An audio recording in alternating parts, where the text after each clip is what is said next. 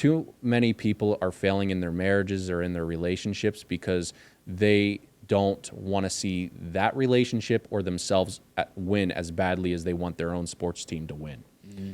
And it's like you would rather support some other last name on your back than your own.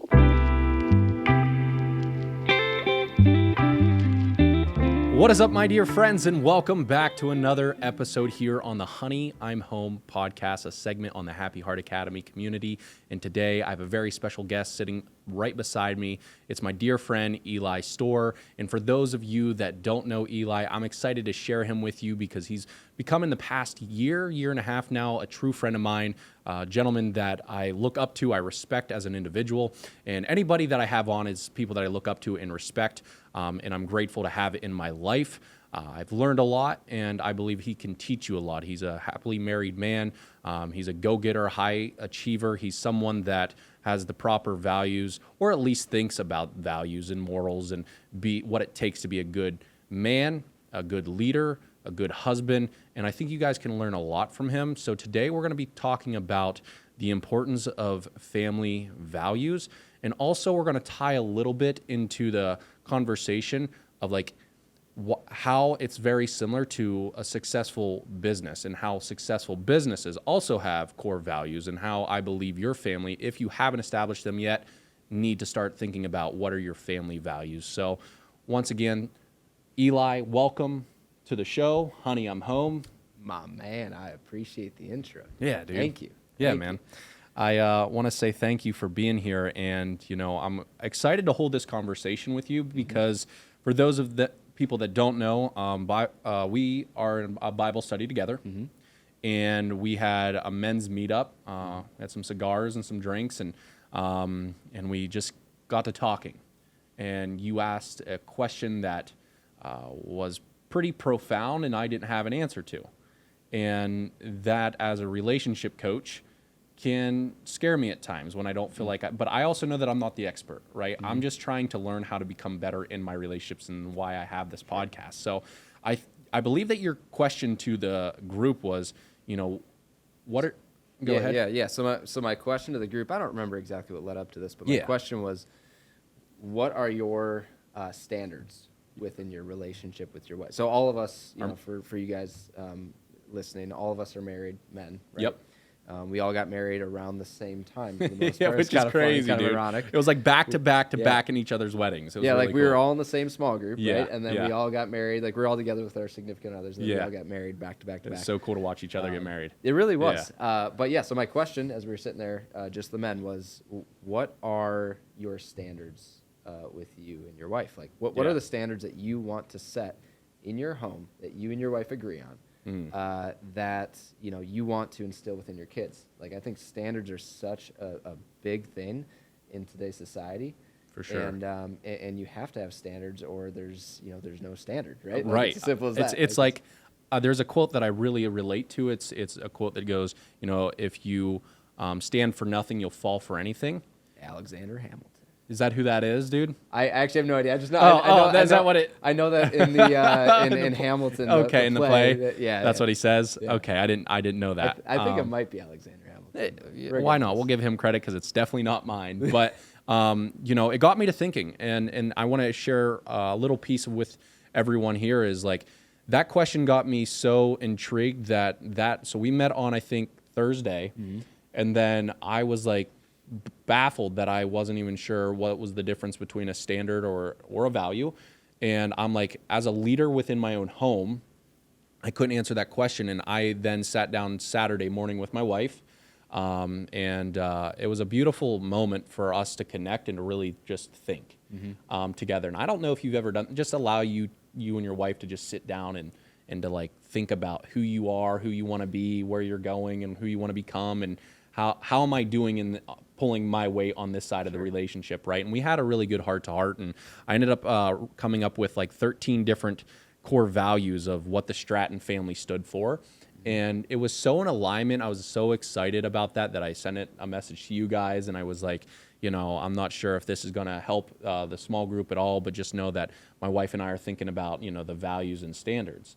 So, with that, I know it's probably challenged you to start to think a little bit about, your own standards in your family and or values. And I was looking up the different definitions, and you can kind of utilize them interchangeably. So a standard and a value, like what are the difference? There are differences, but a lot of people intertwine them. Yeah. But in today's conversation with you, I want to hear what your perspective is and why you think it's important for, people out there that are working on their family life, trying to develop a happier family life or a balanced family life, or people that are just like want to attract a higher quality partner, right? Like people want to get back into the love game, but they're unsure like maybe where to begin. I think values is a pretty solid place to begin because you don't always attract what you want, you attract who you are. So can you speak into that a little bit, why that's important? If you don't understand your own values, how are you going to be able to attract some, like you could attract a whole bunch of different people. Sure. Like who are they really? Who are they truly to the core? So I think values, to me,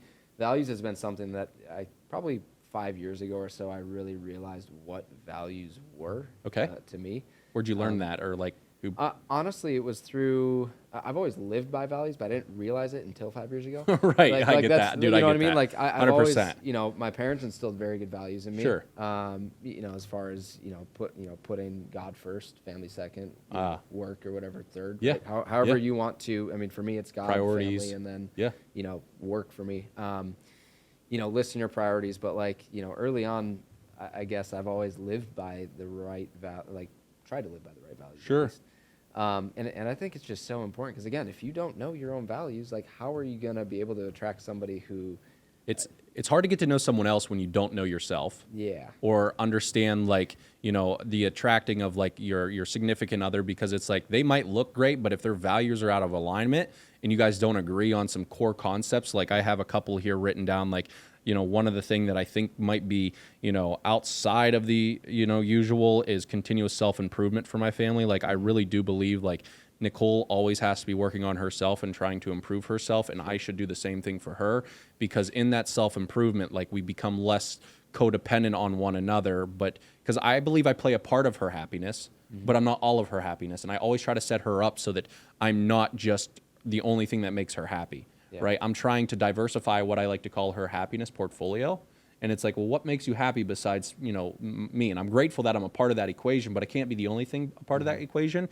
And so as a leader within my own home, I'm trying to set her up for future success when I'm no longer here because God's taken me away from her, right? And so it's like, is she still able to be happy without me? And so constant self-improvement, I come from this thought, and you might have the same belief, so talk into this maybe a little bit, which is how important is it for you to continuously improve and grow within your own self, within your own marriage? Does that help you to evolve and to grow, a better home life or marriage or, Absolutely. I always say that I think that everything starts with your physical body too. So getting moving, your physiology of getting yourself moving. Sure. That's a big thing for us. Talk about it a lot. Yeah. And that kind of bleeds into the constant self-improvement. I think if you're taking care of that health, physically moving, it's going to correlate to the constant self-improvement. And if you stay stagnant, this is where people in society they get comfortable, they stay stagnant, and then they start to go off the beat, get off track, of so course, to speak, right? They become unhappy and they're not sure why, and they look for other things. And that's true though. It is, and so if you're not constantly self-improving and trying to hit a milestone, trying to improve yourself, and your partner is on the same page with that, it's you might be looking for happiness somewhere else. So not that that's going to lead to happiness, but I think it's a big piece of happiness. So how do you constantly self-improve? Books, get around the right people. Go to church, get around, for me anyway, go to church and get around church-going people. Get around you. Oh, well, thank you. Get around other people that are, Angel always says, my wife Angel always says, filling your cup. Get around. If you hang out with a friend, and you every time you feel drained after hanging out with that friend, check yourself. That's a sign, right? If you and I go get a beer and we get done, I'm usually energized. Let's go, baby. I appreciate it, man. Same my here. cup is full. Yeah, for sure. So, just things like that. Reading, going to church, getting around the right people. Right. Improving your body, your 100%. Mind.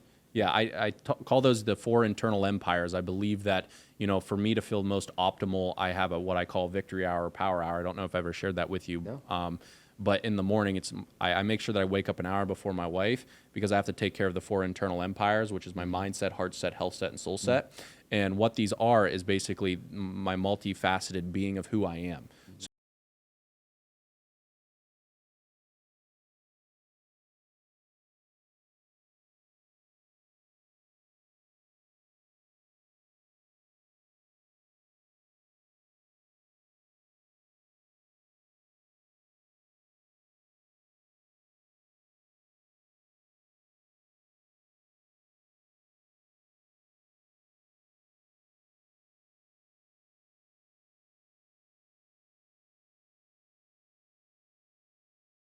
Year-old brain of ours that's been conditioned throughout history that we've adopted along the way that tells us like if we don't eat we're going to die, right? So it's like if she's looking to you as her protector and provider and you can't even deliver her like any type of answer, like I'll always answer my wife. It might not be the answer she's looking for, and that's what I've learned is like I say I don't know because I don't know what she wants, and I'm nervous that I might give her the wrong answer, right? Yeah. So it's like I won't answer her. I'd rather say I don't know and push it back so I figure out what she wants and then align with that, right? Yeah. But what I've done instead so that she can trust me making decisions and fast decisions to move the needle, right? And she can always tell me no, is like I'll just name something. Yeah. And then she'll be like, nope. I'm like, all right, well, it's not that. So what are you thinking? Right. So it's like, but I'll always try to be the first one to make the decision because there is this leadership that men have to take in a home. And I'm not saying my wife leads and leads me.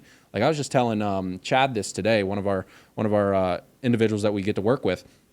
I was telling him how important it is for how important my wife takes the role of planning out my day, my week. I've never booked a hotel since I've been with her. I've never booked a flight since I've been with her.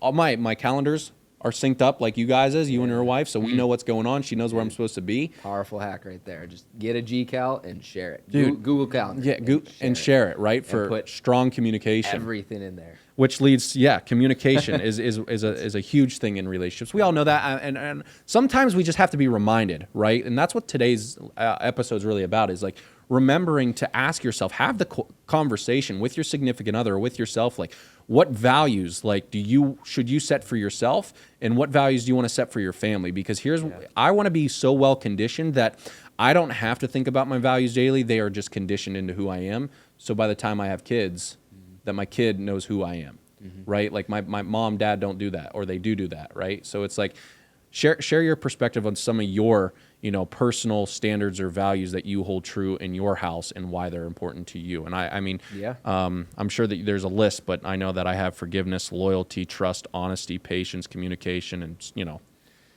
Yeah, so I almost look at I don't know if would you say standards and values are two separate things? I Googled it. Jesse, what do you think? I mean, I'm not sure. Are they different? I think they have overlap. They got overlap. Yeah, they're intertwined. So They can be used in different contexts, but gotcha.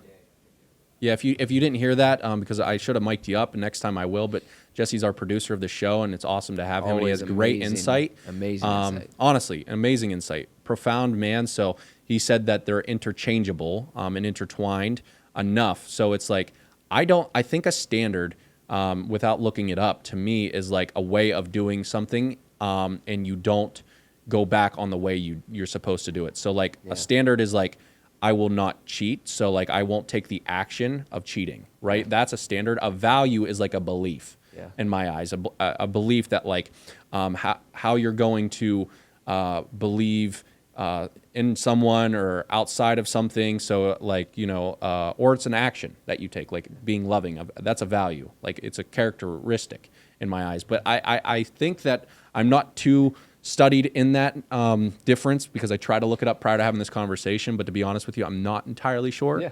But, what standard and or values do you, maybe 3 of them that you hold true to you that have helped you to connect and build a better home life in your marriage in your home? Yeah, so after we had that conversation last week with the men, I actually called Angel on the way home. Yeah. And I said, obviously we, what's talked about with the men, we keep, between the men. But Same. But I said the principles of what we talked about, I said, this is one of the things that we talked about without going into details. I was like, Sure. we talked about standards. Yeah. I asked the question, and honestly, I didn't even have an answer for it. Really, like it got me thinking. Yeah, right. When I asked the guys, what are some of the standards that you have with your spouses and within your families? There's a couple of guys that are going to have kids and or have kids. Yeah. And it got me thinking. And so I called Angel on the way home, and I'm like, this is what we talked about. And I said, I don't think we've ever talked about having, what our standards are. Right. And we have unwritten, That's unwritten it. standards. Or unspoken or we have unwritten. unspoken standards. Yeah. Those being our commitments to each other as far as, we're never going to love, cheat. respect, Love, honesty. respect. Sure. And so I think it's just Maybe that's the conversation. profound to me to have that conversation with my wife and just say, like, I mean, for me on the ride home, I was like just talking to her. I'm like, Angel, this is powerful stuff. Like, we have these unwritten, unspoken things that we will never do or do, depending on what standard Sure. is. But like, this is the standard. And I said, one of the things that really got me thinking, like, we haven't been super consistently like going to church together. Right. So one of the standards that Angel and I have talked about, I'm like, I think we need to make it a standard that we go to church every single week, unless there's literally something that like blocks the way of us going to church. Yeah. Like, if we get up and we're like, I don't really feel like going today, let's just watch it on TV. Like, no. We're going to church. Gotcha. We're gonna go be in that presence. We're with other people. Yeah. And so it was I would just challenge anyone. I would challenge anyone to like have that conversation with your wife. 100%. Or spouse, right? I agree. Or even with yourself, because that's the truth that I'm trying to get at today is like, why I believe that this conversation is important for you to hear is because we are not thinking about these unspoken and unwritten values. We're not thinking about unspoken and unwritten. Like, I've even had the conversation with my wife, like, this is always an important one, and this is why these conversations are important. It's like, I've had the conversation with my wife. Our vows said till death do us part. But I had to ask her, is that really what that means? So that means if I go out and cheat, it's till death do us part. Most relationships, it's not till death do you part. Even though that's a spoken commitment under oath, that's what it is. But until when? Until what happens? Until you stop, showing me that you love me for 4 years and then I'm like tired in this marriage? Like, or is it until, when is it until? Or is it truly until? And the reason why I ask those questions is because it could have been unspoken, unwritten. Like, there's a boundary, there's a line that I'm not allowed to cross in my marriage that we didn't talk about. So prior to getting married, like, it's not my goal to cheat. It's not my goal to find unfulfillment in my marriage. It's not my goal to mess up. That's not the goal. But we still need to talk about that. We still need to have that conversation because oftentimes we believe we know our significant other so much that we don't need to have those conversations. And that's where... we feel that we don't need to have them. Or we feel like we don't need to have them. And through that lack of communication, things fall apart. Because I haven't communicated to you, let's say in business for a while, I might perceive that everything's good because you have a smile on your face. Until I ask you and have that conversation, I won't really know the truth. And it's like, so I challenge you this week, my dear friends, is there anything else that you'd like to speak into in regards to values or standards before I... Yeah, no, I mean, the biggest thing, and I already said it, but like, just have the conversation with like, if there's one thing that I want people to take away from this, go home tonight after you watch this, whenever, at some point this week, block out an hour and sit down with your spouse and have a conversation and say, what are our standards and what are the values that we live by and what do we want our kids, I don't have kids yet, but what would we like forecasting. What would you like our future kids to live by? What are the standards that we are going to set, that we live by, that we are never going to break?